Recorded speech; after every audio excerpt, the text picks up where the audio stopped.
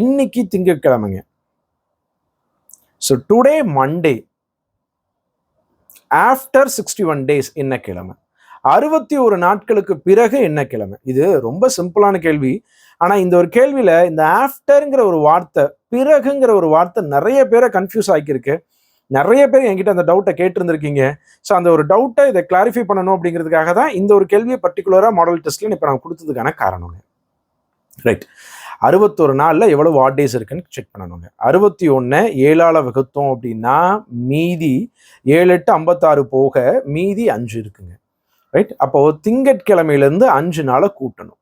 மண்டேலேருந்து 5 நாளை கூட்டணும் அப்படின்னா செவ்வாய், புதன், வியாழன், வெள்ளி, சனி. ரைட். சாட்டர்டே அப்படிங்கிறது ஆன்சர்.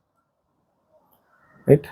சனிக்கிழமை அப்படிங்கிறது ஆன்சர். இதில் வந்த நிறைய பேருக்கான டவுட் என்னன்னா, சார் ஆஃப்டர் 61 டேஸ்ன்னு சொல்கிறாங்கல்ல, அப்போ 62வது நாளை கண்டுபிடிக்கணுமா? ஏன்னா ஆஃப்டர் 61 நாளைக்கு அப்புறம் தானே கேட்குறாங்க.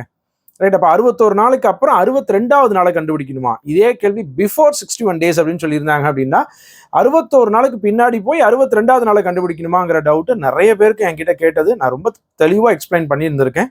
ரைட். அந்த ஒரு டவுட் நிறைய பேருக்கு வந்தனால நான் இந்த மாடல் டெஸ்ட்லையும் அதை கொடுத்து எக்ஸ்பிளைன் பண்ணுறேன். என்னன்னா, இந்த ஆஃப்டர் அப்படிங்கிற ஒரு வார்த்தை இன்றிலிருந்து ப்ரெசன்ட்ல இருந்து போறனால மட்டும்தான் அந்த ஆஃப்டர்ங்கிற வார்த்தையை தவிரங்க 62வது நாளை கண்டுபிடிங்கன்னு கிடையாதுங்க.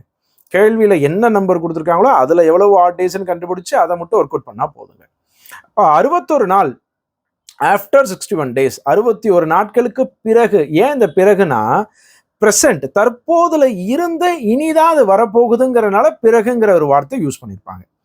அப்போ அந்த பிறகுங்கிற வார்த்தை 62வது நாளை குறிக்கல, 61 நாளை மட்டும் கண்டுபிடிச்சு அதுக்கான ஆட் டேஸை ஃபைண்ட் அவுட் பண்ணா போதும்.